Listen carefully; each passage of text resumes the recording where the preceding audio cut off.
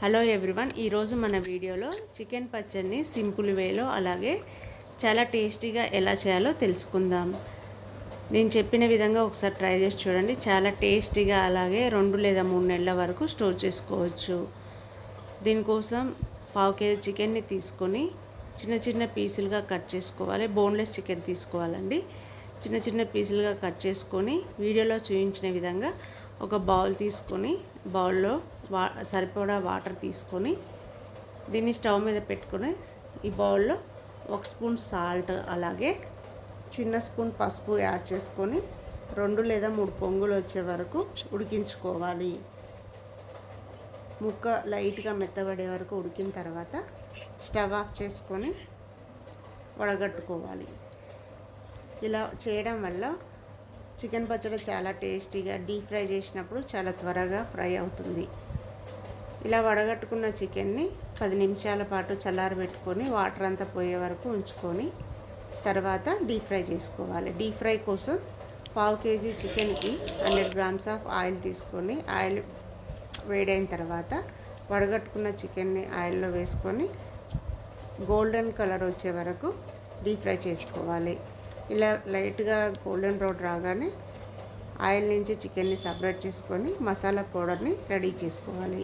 ఈ మసాలా పౌడర్ కోసం ఒక బౌల్ తీసుకొని 1 ఫుల్ స్పూన్ ధనియాలు, 2 దాల్చిన చెక్క, 4 లవంగం, 2 ఇలాచి, పావు స్పూన్ మెంతులు, పావు స్పూన్ జీలకర్ర, పావు స్పూన్ ధనియాలు, పావు స్పూన్ మెంతులు కూడా యాడ్ చేసుకొని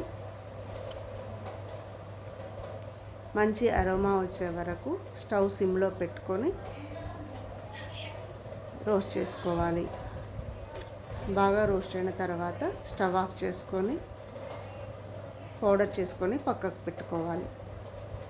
ముందుగా మనం చికెన్ని బాయిల్ చేసుకున్న ఆయిల్ ఉంది కదా, అదే ఆయిల్ని తీసుకొని స్టవ్ ఆన్ చేసుకొని ఇప్పుడు పోపు వేసుకుందాం. దీంట్లో ఆవాలు, జీలకర్ర అలాగే పచ్చిశనగపప్పు కూడా వేసుకొని కలర్ చేంజ్ అయ్యే వరకు వేయించుకున్న తర్వాత 1 ఫుల్ స్పూన్ అల్లం వెల్లుల్లి పేస్ట్ కూడా వేసుకొని పచ్చివాసన పోయే వరకు అల్లం వెల్లుల్లి పేస్ట్ని కూడా ఆయిల్లో మంచిగా వేయించుకోవాలి. ఇలా వేయించుకున్న తర్వాత ముందుగా వేయించి పెట్టుకున్న చికెన్ పీసెస్ని కూడా ఇదే ఆయిల్లో వేసుకొని అలాగే మసాలా పౌడర్ని,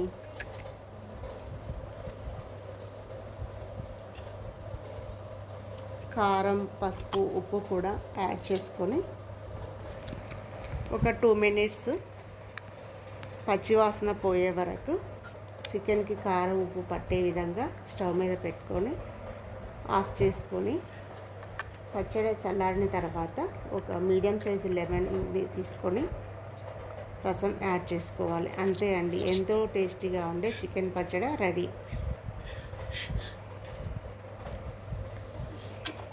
మీకు నచ్చినట్లయితే please like, share and subscribe.